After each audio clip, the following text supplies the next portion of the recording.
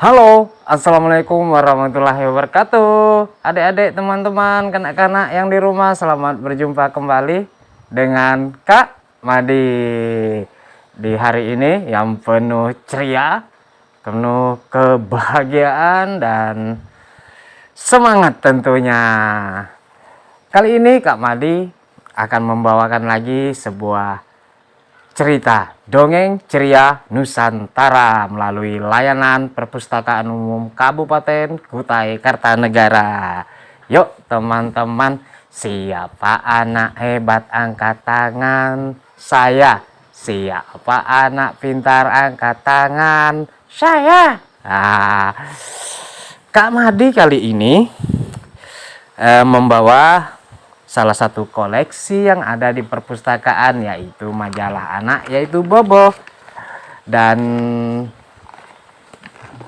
di dalamnya ada cerita dongeng buat adik-adik. Nah, kali ini Kak Madi akan menceritakan ceritanya. Ya teman-teman, tentunya adik-adik sudah siap untuk mendengarkan cerita dongengnya. Judulnya adalah Hompi dan Pimpa, ditulis oleh Nina S. Ya teman-teman,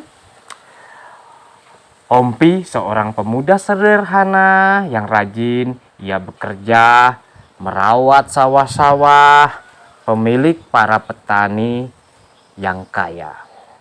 Hompi tinggal bersebelahan dengan siapa? Himpa. Suatu hari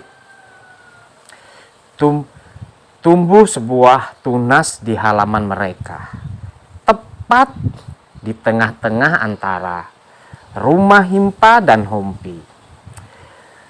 Lihat Hompi, ada tunas pohon mangga tumbuh tepat di perbatasan halaman rumah kita. Berdua, baru kali ini ada tanaman yang tumbuh di halaman kita, Hompi. Himpa sangat senang sekali karena baru kali itu ada mangga katanya tumbuh, dan mereka ingin merasakan bagaimana hasil pohon itu nantinya besar. Mungkin saja angin yang menerbangkan benihnya ke sini. Kita beruntung, Himpa. Tanaman ini kita rawat bersama. Kalau sudah tumbuh dan berbuah, hasilnya nanti kita bagi sama. Bagaimana? Ujar Hompi sangat senang bahagia. Tapi sayangnya aku harus berdagang di pasar pagi-pagi dan sampai sore. Aku tak akan sempat merawat tanaman ini, kata Himpa, teman-teman. Sejak itu Hompi pun merawat tanaman itu dengan telaten. Akhirnya tunas itu tumbuh menjadi pohon yang sangat besar, dan daun-daunnya pun sangat rimbun. Namun Himpa malah menjadi sering kesal. Gara-gara pohon ini halamanku menjadi kotor karena daun-daunnya selalu berjatuhan di setiap hari. Aku jadi tidak sempat untuk membersihkan daun-daunnya. Dia pun memanggil Hompi. Hompi, Hompi, kesini. Apa, Himpa? Lihat, di setiap hari pohon ini daunnya berjatuhan di halaman kita. Kudengar dedaunan ini bisa dijadikan pupuk. Kalau kau mau, ambil saja daun-daun ini. Aku tidak membutuhkan daun-daun ini. Katanya dia tidak membutuhkan daun-daun ini. Dan dia pun mengatakan bisa menjadi pupuk. Benarkah? Terima kasih, kata Hompi. Dia senang sekali. Himpa tersenyum dengan liciknya dia. Dia senang karena bisa memanfaatkan Himpa pada saat itu. Himpa punya halaman yang bersih, harus bersusah payah menyapu sendiri. Mengumpulkan dan mengambil daun-daun yang berguguran. Waktu pun berlalu. Pohon mangga itu pun tumbuh, berbuah dan lebat, teman-teman. Saat buahnya matang, Himpa diam-diam memetik. Buahnya ternyata banyak dan mulai matang. Aku akan memetik buahnya secara diam-diam. Dia pun pelan-pelan akan memetik buahnya satu persatu, teman-teman. Saat pulang dan bertemu Himpa, Himpa berkata, Hompi, dulu kita sudah sepakat untuk mengambil hasilnya dengan berbagi. Setelah kupikir-pikir, selama ini sudah memberikan daun kepadamu. Jadi kurasa aku mengambil buah-buahnya. Bagimu jadi milikku. Nah, katanya buah yang bagiannya untuk dimilikinya. Karena Hompi sudah mengambil daun-daun yang berguguran. Tetapi lihat, aku tetap berbaik hati. Ambillah sisa buah yang kuberikan 5 buah ini kepada Hompi. Hompi tetap, wah, aku sangat bersyukur sekali.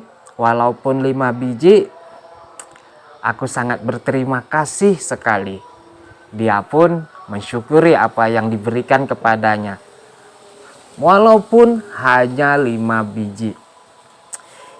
Himpa puas sekali karena Hompi tidak protes pada saat itu dengan kelicikannya.